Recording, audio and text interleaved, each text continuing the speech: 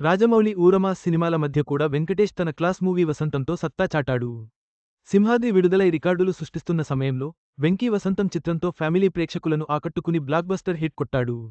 దర్శక ధీరుడు రాజమౌళి సినిమా వస్తుందంటే ఇప్పుడు బాలీవుడ్ స్టార్ సైతం పక్కకి తప్పుకునే పరిస్థితి ఏర్పడింది.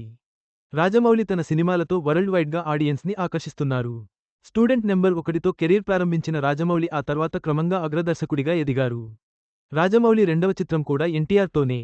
2003లో విడుదలైన సింహాద్రి మూవీ టాలీవుడ్ ఇండస్ట్రీ రికార్డులు తిరగరాసింది. సింహాద్రి చిత్రంలో ఎన్టీఆర్ మాస్ విశ్వరూపం ప్రదర్శించారు. ఈ సినిమాతో తారక్ పేరు తెలుగు రాష్ట్రాల్లో మారుమోగింది. లాంటి సింహాద్రి సినిమాకి పోటీగా విడుదలై నిలదొక్కుకోవాలి అంటే మరో మాస్ సినిమానే రిలీజ్ కావాలి. కానీ విక్టరీ వెంకటేష్ స్టైలే వేరు. సింహాద్రి విడుదలైన 2 రోజుల తర్వాత వెంకటేష్ తన వసంతం చిత్రంతో ప్రేక్షకుల ముందుకు వచ్చారు. వసంతం కంప్లీట్గా క్లాస్ మూవీ. కేవలం ఫ్యామిలీ ఆడియన్స్ టార్గెట్గా తెరకెక్కించిన చిత్రం అది.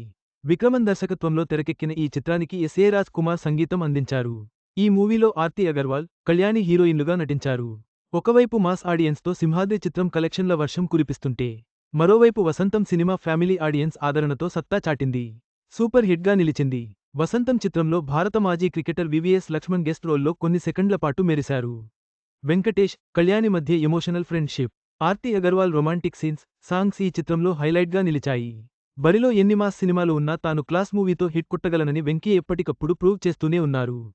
ఈ ఏడాది కూడా సంక్రాంతి సీజన్లో గేమ్ చేంజర్, డాకు మహారాజ్ లాంటి మాస్ సినిమాలు ఉన్నప్పటికీ వెంకటేష్ సంక్రాంతికి వస్తున్నాం చిత్రంతో రికార్డు వసూళ్లు రాబట్టారు.